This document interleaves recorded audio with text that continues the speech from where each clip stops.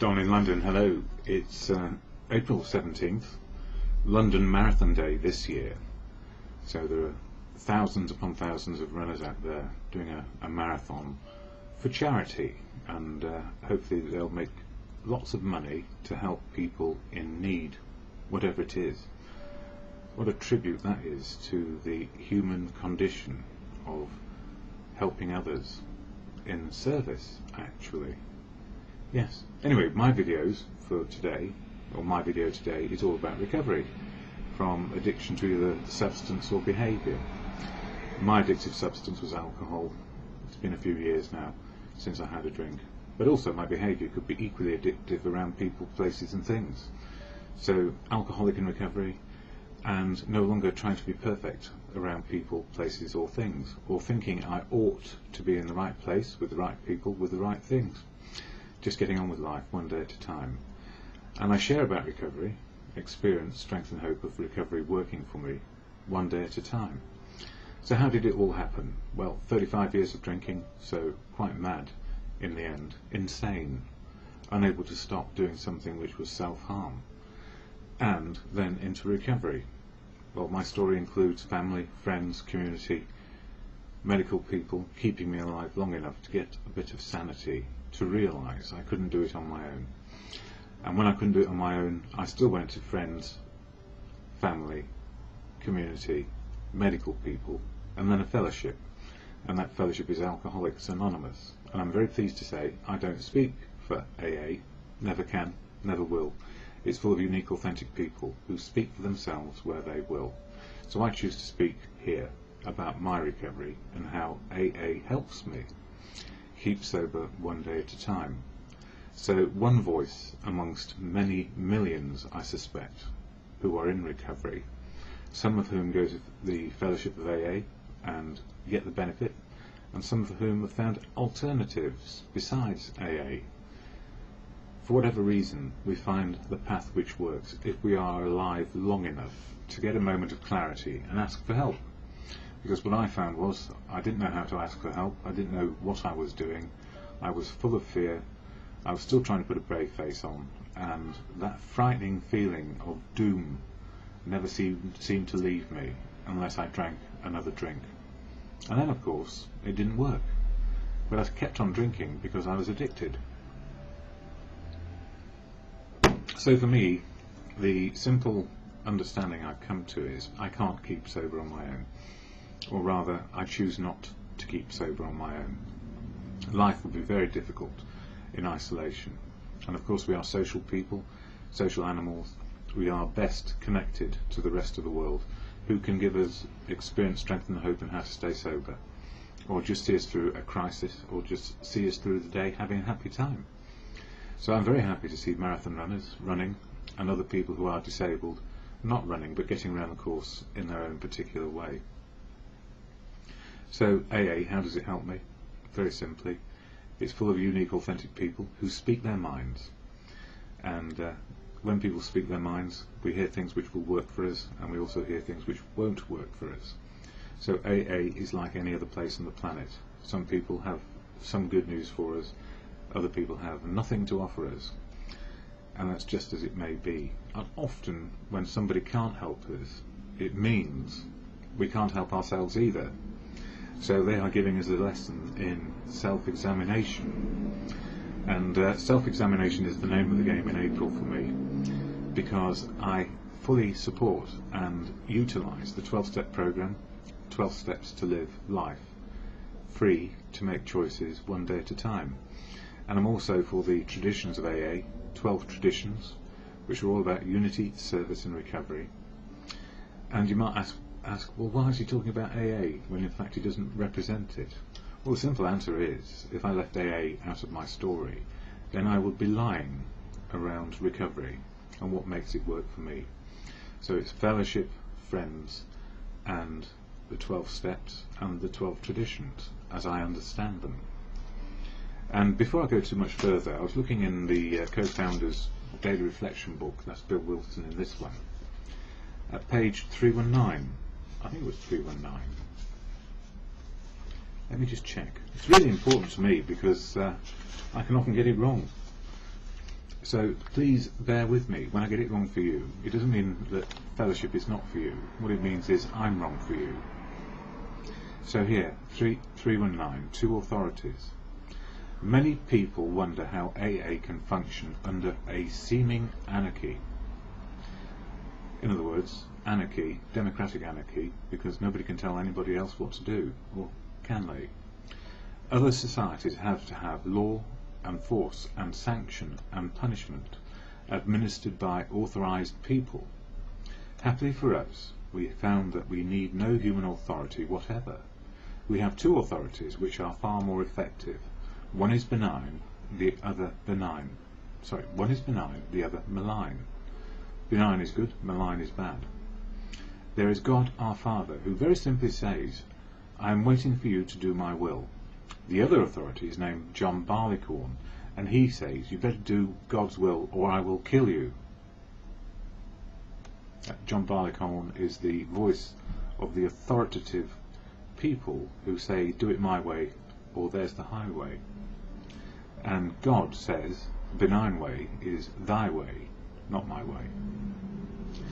The AA traditions are neither rules, regulations, nor laws. We obey them willingly because we ought to, and because we want to. Perhaps the secret of their power lies in the fact that these life-giving communications spring out of living experience and are rooted in love. So when I feel concerned about what I might say, I always say I don't represent AA, I represent my views on how it helps me. And the reason why I do these videos is it's part of my daily meditation, and it's also sharing a bit of experience, strength and hope about freedom of choice. And the most important part of the fellowship of AA is freedom, anarchic democracy, finding out how to live life for ourselves with the help of experience, strength and hope, the 12 steps and the 12 traditions. And I speak about them openly because I do. And it doesn't mean I'm wrong, and it doesn't mean I'm right. It's just me sharing a point of view. So anything I say here is a point of view. When I talk about God's will, I look to truth, love and wisdom, same as Bill Wilson did, same as most people do. Truth, love and wisdom. The truth of now is the absolute truth of now. Reality. Reality as it is today. And when I talk about love, it's unconditional love. How to love people, be loved back. And wisdom, for me, comes from others. Not necessarily like-minded people, but the wisdom of others about challenging and supporting what is going on. So when another person tells me what to do, I need to listen to what they are saying. And if they're telling me, am I listening? Or am I hiding behind something, which is my own point of view? It doesn't mean I have to give it up, but I need it challenged, because sometimes I'm wrong. Well, often I'm wrong. I can get it wrong 900 times a day, but once a day maybe I get it right about something. And that one thing I need to get right is to be sober. So what helps me a lot? Daily readings, which is the backbone of making sure I look at something which is important around the way I live my life.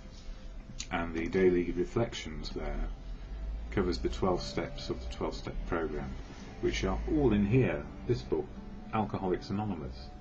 And it's called the Big Book for a good reason. It's full of big stories about big lives, not small lives, lives which have come from small beginnings into bigger ones, but they're being lived, open, honest and willing to keep on changing and let life work for us. And the reason why I quote from As Bill Sees It, whenever I feel that I'm under threat in some way, or I fear I may be doing the wrong thing, there is something in here which tells me it's okay to be me, and it's okay to be sharing a message of experience, strength and hope, because that's my intention. I'm not trying to be a do-gooder, I'm just saying how it is for me. Why am I saying these things? Well, of course, from time to time people accuse me of breaking rules and traditions, because there are no rules in AA unless there is some self-appointed individual who has made them, and actually there are no rules. It is suggestions on how to live life, and we take what works for us, not what is dictated by somebody who thinks they know better than me. I don't know any better than anybody else, but I sure do know that I encounter people who think they are the custodians of something when they had no right. I do get upset. And then I look back and say, well, what am I doing? Am I doing this for the right reason? And I hope I am. And it's all in here, 12 steps and 12 traditions, if we care to read it. And the reason why I say care to read it is we all need to read page 1 of tradition 1, which says, nobody can tell you what to do, but unity is paramount. And then tradition 2 is the group conscience determines what the group does. And any group of people can call themselves part of AA if they follow the understanding of a desire to stop drinking. And the AA preamble, which I put somewhere, yes, here, in this book. And this is where I normally start my videos. The reason why I've diverted a little bit is because I needed to. I needed to express what was on my mind. So truth, my truth for me, may not be the truth for you, and that's the most important part of it. But the AA preamble gives the game away about what is AA fundamentally there for. And it's not about rules, and it's not about obsessions. It's about letting go rules and obsessions and finding the truth of now, how to live in reality. So for me, this is paramount. The AA preamble, and is the foundation of why I do these things. Alcoholics Anonymous is a fellowship of men and women who share their experience, strength and hope with each other, that they may solve their common problem and help others to recover from alcoholism. The only requirement for membership is a desire to stop drinking. There are no dues or fees for AA membership. We are self-supporting through our own contributions. AA is not allied with any sect, denomination, politics, organisation or institution. It does not wish to engage in any controversy, neither endorses nor opposes any causes. Our primary purpose is to stay sober and help other alcoholics to achieve sobriety. And that is the sentiment behind what I do. So one voice of many. There's millions of voices in AA. That's why it's a fellowship. Millions of voices sharing their experience, strength and hope, and their opinions. So we all aim for truth.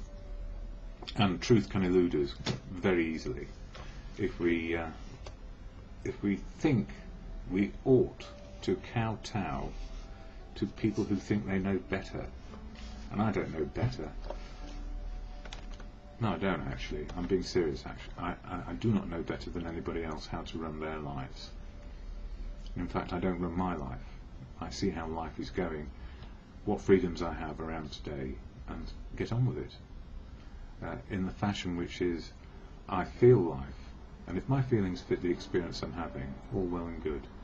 That's how it is. So April 17th, from this book, Daily Reflections.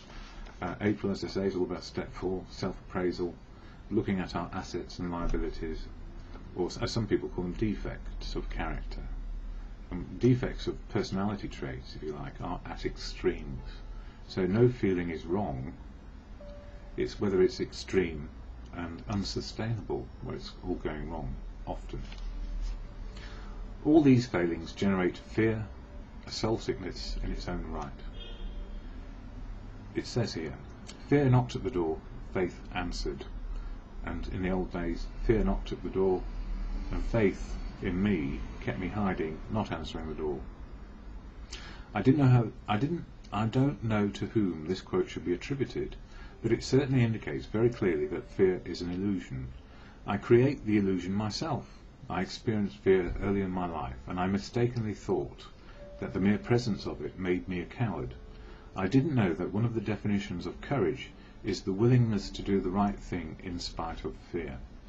Courage, then, is not necessarily the absence of fear. Indeed, it's knowing the fear and doing it anyway, as a famous book suggested.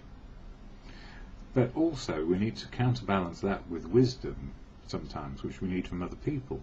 This is how the program works. If we're uncertain, we ask for help. And that was the first thing I did. It was the first right decision I had. That moment of clarity, I need help because I can't do this on my own. And suddenly there was an evaporation of fear. Some call that a spiritual awakening. well, the thing is, spiritual is every day, good or bad. It's living in reality. Just my opinion. During the times I didn't have love in my life, I most assuredly had fear. To fear God is to be afraid of joy. In looking back, I realized that, during the times I feared God most, there was no joy in my life. As I learned not to fear God, I also learned to experience joy. Oh, what a relief. And, you know, I was fearful of people in authority within organisations, and it kept me either rebelling against them and overturning them, or I got out of them, or I kowtowed to them. And, you know, I wasn't working with freedom of choice. I was fearful of what are the consequences if I don't do what this person says. And the consequences are that if I fear that person and adopt their outlook and attitude and behave accordingly, I become slavish to their opinion and their outlook. And God put us on this world to develop our own outlook, our own choices, but to live in harmony, included, part of. So unity and service are very important to me, as is fellowship, in all of this. It's not a one-way street that I know better. I don't know better, and certainly other people don't know better for me either. Or a lot of them do when it comes to day-to-day living, because that's what it's all about, living in the day, 24 hours a day, 7 days a week, but we only have to concentrate on one day. So, again, with inventory in mind, as Bill sees it, not 319, which I've covered, but page 215, which talks about constructive workouts. And ironically, constructive workouts goes with page 219, so I'm going to read them both together in a row. Constructive workouts, page 215. There are those in AA whom we call destructive critics. They power drive, they are politicers, they make accusations to gain their ends. All for the good of AA, of course, but we have learned that these folks need not be really destructive. We ought to listen carefully to what they say. Sometimes they are telling the whole truth, at other times a little truth. If we are within their range, the whole truth, the half-truth, or no truth at all, can prove equally unpleasant to us. If they have got the whole truth, or even a little truth, then we had better thank them for it and get on with our respective inventories. In other words, look at our own behaviour. Admitting we were wrong. If they are talking nonsense, we can ignore it, or else try to persuade them. Failing this, we can be sorry they are too sick to listen.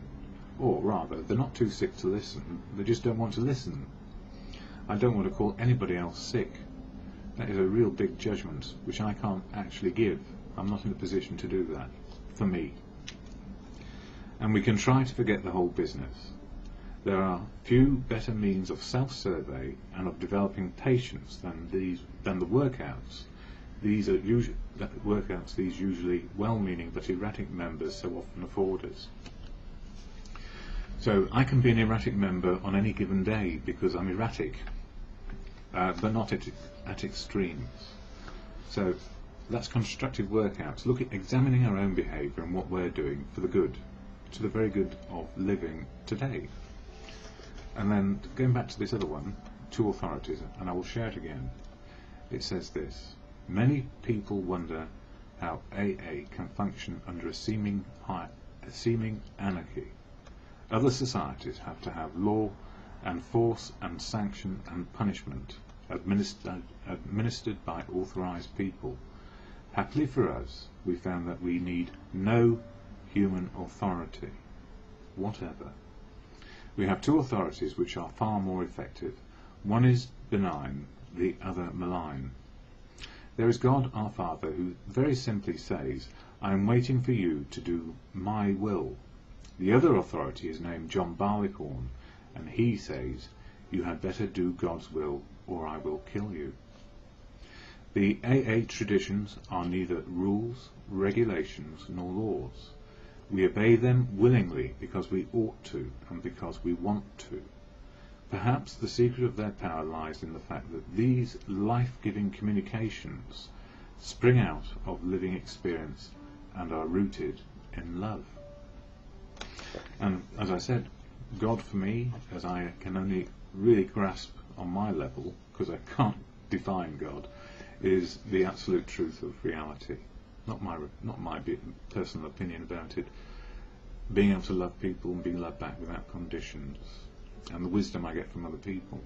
And that's everybody, not just one other person's opinion, or a caucus of people who have a particular view and would impose rules, regulations, laws, and then administer those laws draconianly.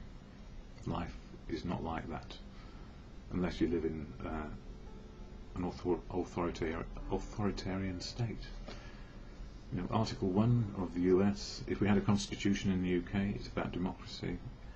If you look at Article 1 of the United Nations Charter about how we conduct ourselves as human beings, it's about freedom of choice and not putting people down. So I hope to do that always. Follow those principles in all my living. And when I'm not sure about what I can and cannot do, I do reflect, and I do look at other people's ideas and output and influences around the truth, love and wisdom of today.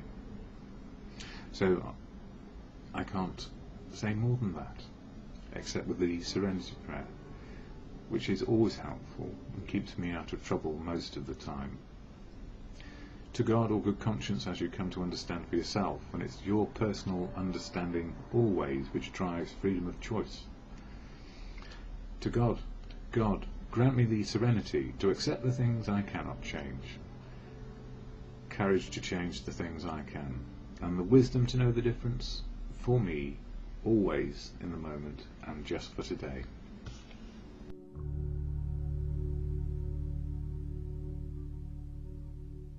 Alcohol, my behaviour, equally addictive to people, places, things, work, relationships, collecting, you name it. It was all part of me, all part of my life, trying to fill a gap inside which was missing something, and I didn't know what it was until I started to get sober.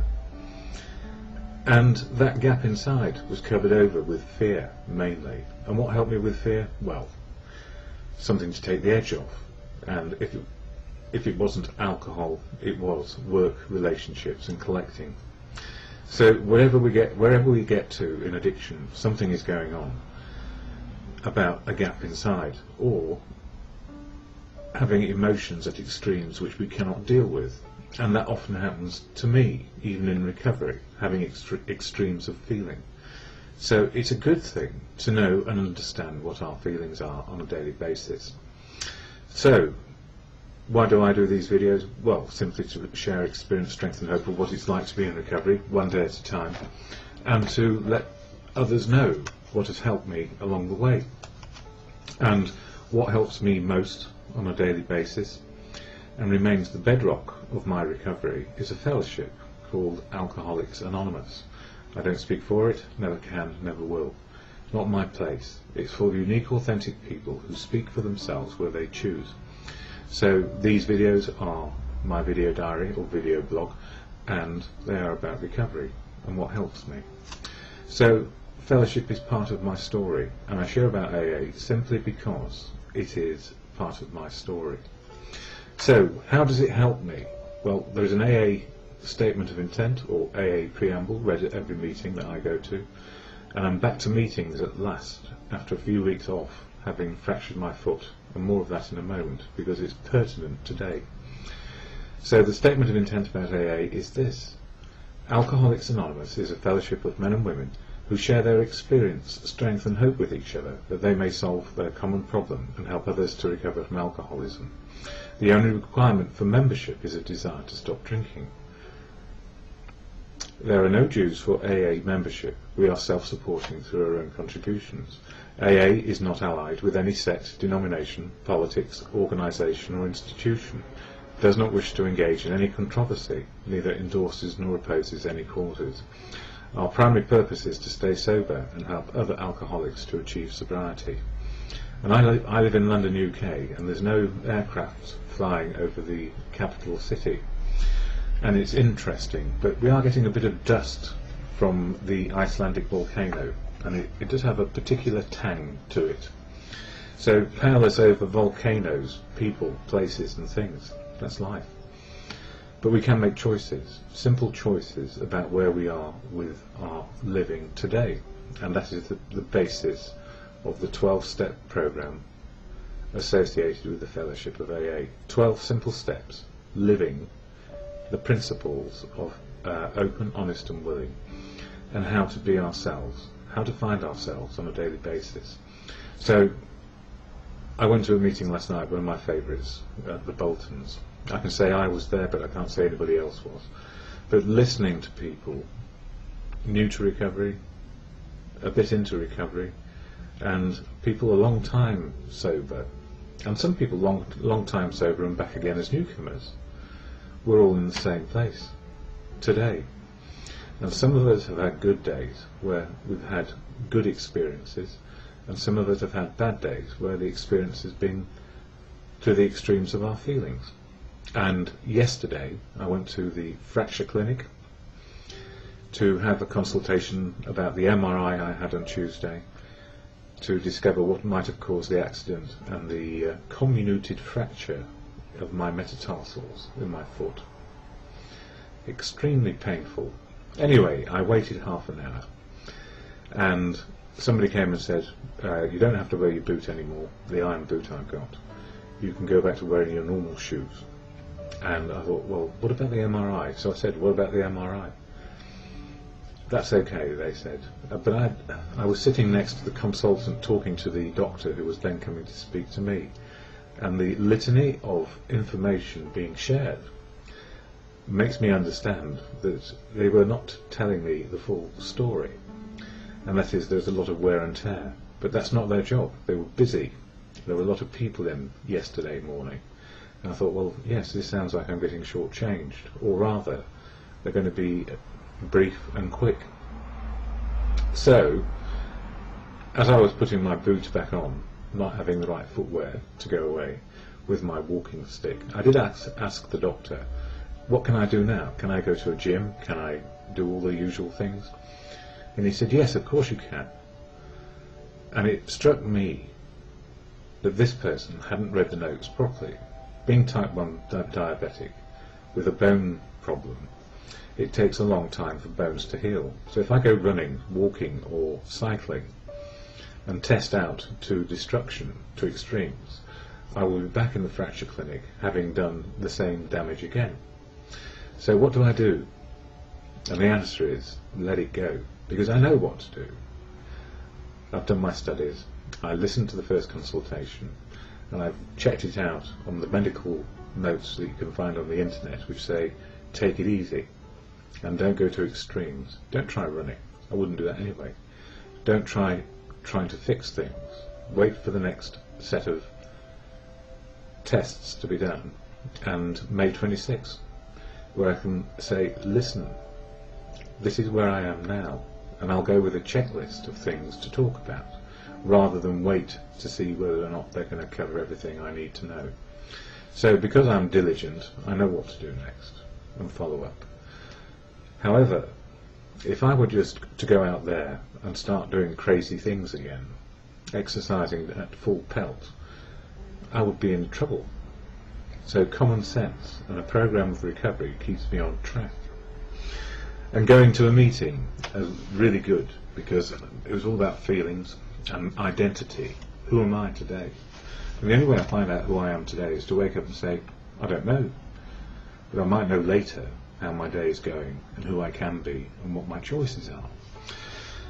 Daily Reflections, this book, a page a day for us in recovery. And for April 17th it talks love and fear as opposites, all about emotions. All these failings generate fear, a soul sickness in its own right. Fear knocked at the door, faith answered, no one was there. I don't know to whom this quote should be attributed, but it certainly indicates very clearly that fear is an illusion. I create the illusion myself. Fear knocks on the door, faith answers. I experienced fear early in my life, and I mistakenly thought the mere presence of it made me a coward. I didn't know that one of the definitions of courage is the willingness to do the right thing in spite of fear. Courage, then, is not necessarily the absence of fear. During the times I didn't have love in my life, I most assuredly had fear. To fear God is to be afraid of joy. In looking back, I realized that, during the times I feared God most, there was no joy in my life. As I learned not to fear God, I also learned to experience joy. And for me, I'm a novice when it comes to understanding God or anything. I can't define God, never can, never will. Bit like the fellowship. I can't define the fellowship. It's unique and authentic. People getting on, and one common similarity, sobriety or reality. So, for me, God is truth, God is love, and God works through people. So if I keep on looking at the truth of now, finding love as it is, and listening to the wisdom of others, I get to know more about my feelings on a daily basis. They won't go away. I will always have them. It's the extremes I need to worry about. That's where the defect is. Extreme, prolonged, stuck feelings. So what helps me daily is the serenity prayer, which I share. And it's to God or good conscience, the God of your understanding or your good conscience, as you choose. Choices, always. God, grant me the serenity, even when it's hard, to accept the things I cannot change. Courage to change the things I can, based on truth, love, wisdom of others. And the wisdom to know the difference, ultimately, is simply just for today.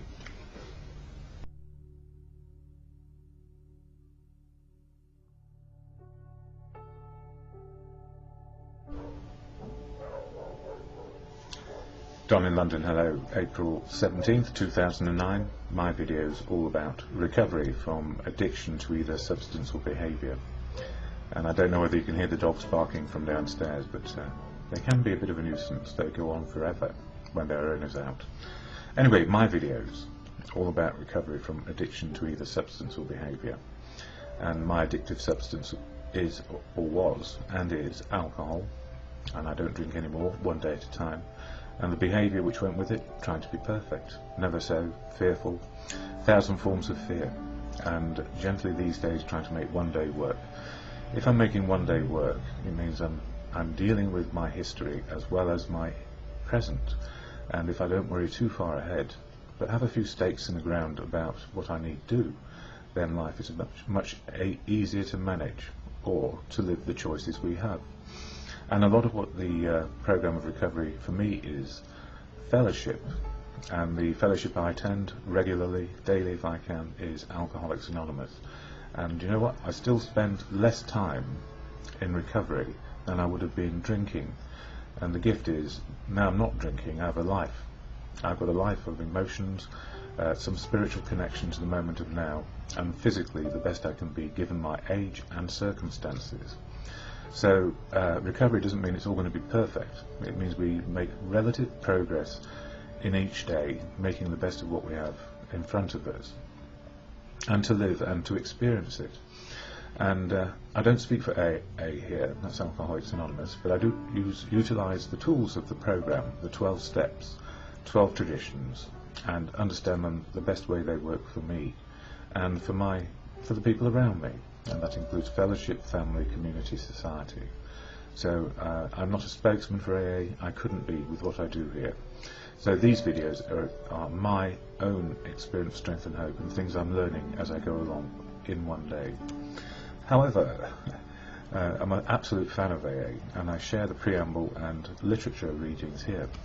And the preamble, which is said at every meeting here in London, of which there are some 600 or 700, I don't know how many exactly. It's in the Where to Find book, which is available from any good meeting you might attend. The preamble goes like this, and it explains what the fellowship does.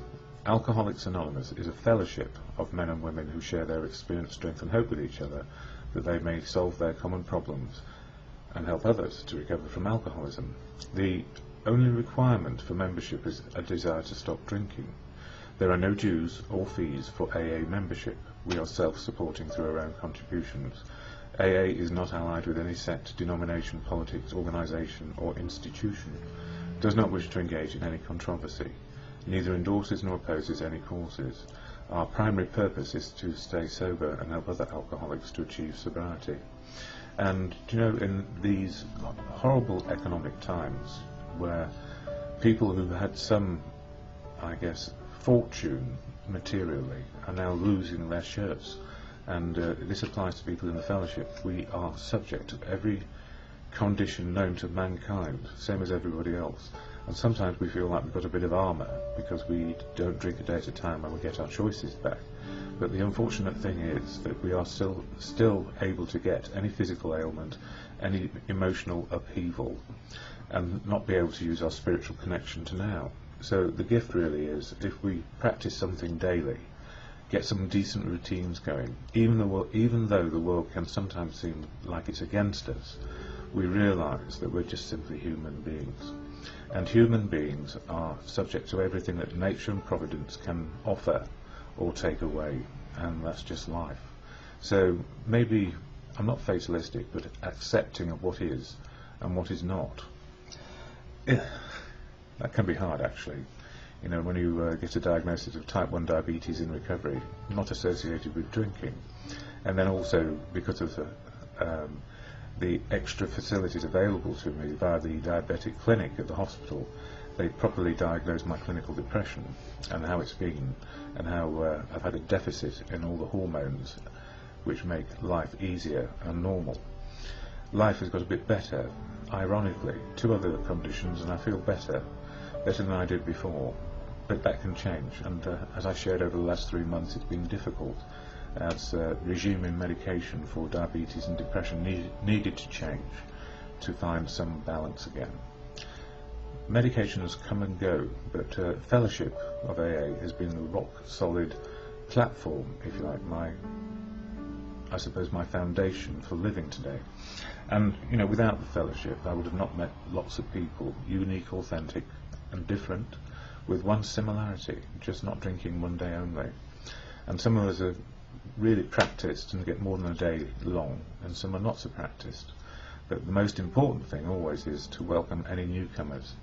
And yesterday, in a very big meeting, there were 2 or 3 new people, and 2 or 3 people back from going out for a relapse. And what did they do when they relapsed? They came back pretty darn quickly, because there were lots of fellows and fellowship around to say, why not come back? Not come back, you silly old fool. They said, why not come back and get back on the programme and just start again for another day. Simple as that. So the pragmatic amongst us say, keep coming back no matter what happens. And I was talking to somebody yesterday who's been out for quite a while. I just hope they do get back before their life is ruined completely. And I don't mean in a material sense, although that's slipping away. I mean emotionally, spiritually and physically, because alcohol takes the lot. So for me, I'll stay with recovery just for today, and I better get on with the readings. Daily reflections today is pretty good for me. I did have a look at it earlier. April 17th, love and fear as opposites. All these failings generate fear, a soul sickness in its own right. Fear knocked at the door, faith answered. No one was there. I don't know to whom this quote should be attributed, but it certainly indicates very clearly that fear is an illusion. I create the illusion myself. Fear knocked at the door, faith answered. I experienced fear early in my life, and I mistakenly thought that the mere presence of it made me a coward. I didn't know that one of the definitions of courage is the willingness to do the right thing in spite of fear. Courage, then, is not necessarily the absence of fear. During the times I didn't have love in my life, I most assuredly had fear. To fear God is to be afraid of joy. In looking back, I realised that, during the times I feared God most, there was no joy in my life, and as I learned not to fear God or nature and providence, as I've just mentioned, I also learned to experience joy. So, you know, in the old days, isolated and excluded, if I got type 1 diabetes and got properly diagnosed with clinical depression, I would have probably isolated and drank myself to death, because that's all I knew, and I was fearful. I'm not so fearful of type 1 diabetes, but I know it's the silent killer, and if I don't watch it, I'm in trouble. And I also have to be aware of where my mood goes. So, you know, it's not an easy ride in recovery, but the gift is I'm still alive. and you know, I do get some good days, some awful ones, same as everybody else. Anyway, as Bill sees it, another book I use in these videos, page 79, Whose Responsibility? An AA group, as such, cannot take on all the personal problems of its members, let alone those of non-alcoholics in the world around us. The AA group is not, for example, a mediator of domestic relations, nor does it furnish personal financial aid to anyone. Though a member may sometimes be helped in such matters by his friends in AA, the primary responsibility for the solutions of all his problems of living and growing rests squarely upon the individual himself. Should an AA group attempt this sort of help, its effectiveness and energies would be hopelessly dissipated. That is why sobriety, freedom from alcohol, through the teaching and practice of AA's 12 steps, and the 12 traditions actually, is the sole purpose of the group. If we don't stick to this cardinal principle, we shall almost certainly collapse, and if we collapse, we cannot help anyone. And you know, that is so true. So there is only one reason for going to AA, and that's to not drink a day at a time, and have a desire not to drink a day at a time. Life can be infinitely better if we are able to see reality, and that's simply really what fellowship does. We can't solve the world's problems, but we can make sure our eyes are open to the reality of what is going on around us. So when people say the serenity prayer, God, grant me the serenity to accept the things I cannot change, courage to change the things I can, and the wisdom to know the difference. It is just for today, and if we are seeing reality, we have a better chance of making the best of what we have.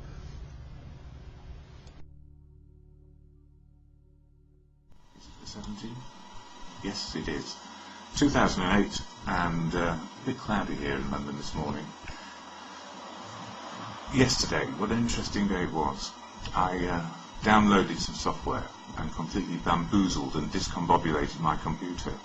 And ever since I've been trying to put it back together again. So it's been a bit of a trial and a bit of tribulation here.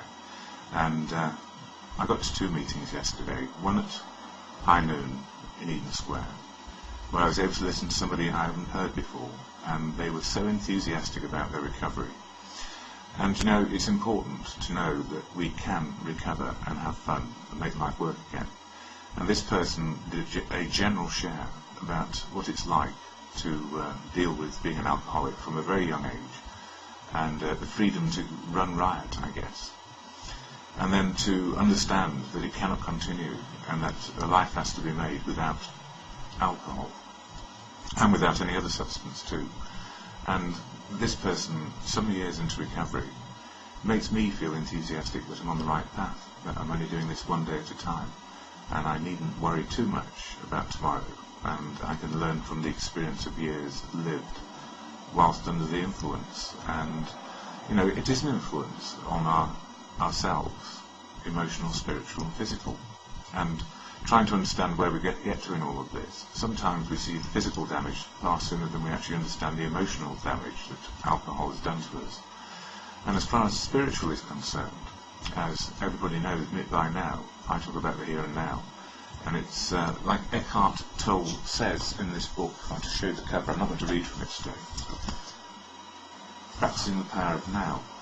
And I shared some of the techniques he talks about in that book earlier, or rather yesterday in a meeting. And it's about focusing on what we're doing right now. So when we're preparing something like a dinner, or we're preparing to go out and wash and do all those things, if we concentrate exactly on what we're doing, exactly in this very moment, we push out all the old history thinking that's going on, and we push out all the future things we've got to do, so we can just enjoy being in the moment. And that's so important, and why couldn't I see that for so many years? And the answer was, I was so busy putting on a brave face, not showing I could be fearful about anything, and living on ego. And ego is a very thin and brittle thing, and below it is fear. And the opposite of that, of course, is courage, faith and confidence. And courage, faith and confidence is all about being in a place of esteem. And if we have confidence about ourselves, then we see the confidence in other people. And I suspect that's what I saw at lunchtime yesterday. Somebody absolutely working their program, able to make as many mistakes as any human being can in a day, and at the same time learning by them and saying that was all right, and bygones to those things which haven't gone quite right or gone to plan. So really good. And then last night, one of my favourite meetings down in Fulham Broadway, in the Methodist Church in the basement, and I get to touch base with my sponsor there face to face, and it's very funny. And he's got 10 times more years of sobriety than I have. So, you know, he's an honorary sort of person. He's been around, he's seen it all. And I've seen it all so far. So we get on like a house on fire. We're not the same in any respect, but we touch in humorous ways, and we have great understanding and empathy for people, and great compassion as well, because compassion means that we can have it for ourselves, and then we can have it for other people. And if we don't understand ourselves enough to make sure that we understand we have a right to be here on earth, and if somebody out there understands the on earth bit, because they're seeing this video for the first time, hello, being here, we have a right, and we have a right to get it right and get it wrong, and then find the right path for ourselves. So it's been a very useful 24 hours for me. Coming on to the daily reflections for today. This book, excellent book, because it does a reading a day at a time, and April is all about step 4, the fear less moral inventory that we in AA suggest. And for today, quite long readings these, so I'll go gently. Love and fear as opposites. All these feelings generate fear, a soul sickness in its own right, from the 12 Steps and 12 Traditions, page 49.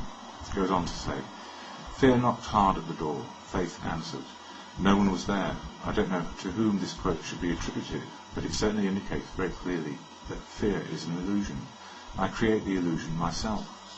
I experienced fear early in my life, and I mistakenly thought that the mere presence of it made me a coward. I didn't know that one of the definitions of courage is the willingness to do the right thing in spite of fear. Courage, then, is not necessarily the absence of fear. During the times I didn't have love in my life, I most assuredly had fear. To fear God is to be afraid of joy. In looking back, I realized that during the times I feared God most, there was no joy in my life. As I learned not to fear God, I also learned to experience joy. And as you know by now, I use God and truth interchangeably, because in truth is the answer and the key to now. As Bill sees it, readings I'm doing linearly, so page 135. Victory in defeat. Convinced I never could belong, and vowing I'd never settled for any second-rate status, I felt I simply had to dominate in everything I chose to do, work or play. As this attractive formula for the good life began to succeed according to my then specifications of success, I became deliriously happy. But when an undertaking occasionally did fail, I was filled with resentment and depression that could be cured only by the next triumph. Very clearly, therefore, I came to value everything in terms of victory or defeat, all or nothing. The only satisfaction I knew was to win. Only through utter defeat are we able to take our first steps toward liberation and strength. Our admissions of personal powerlessness finally turn out to be firm bedrock upon which happy and purposeful lives may be built. Rome isn't built in a day, is it? And, you know, the thing is, if we don't make mistakes, however do we learn? And if everything is hunky-dory and we only learn happiness, how do we actually give a measure if we don't understand the sadness? So joy, sad, up and down, the more the wavelength, or the more the experience of both, gives us that outlook of seeing the world in broader terms, rather than very narrow. And winning only is for ego.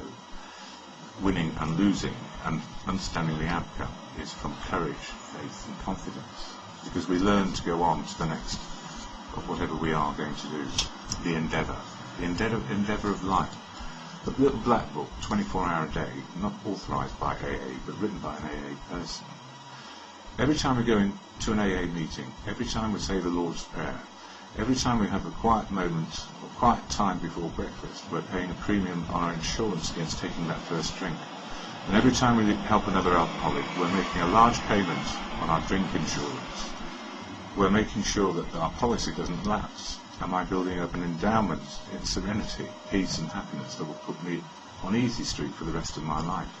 Well, my view is, and it's not quite the same as that one, maybe that's why it's more authorised by AA, you know, it's never going to be easy street, and a lapse is just an arm's length away.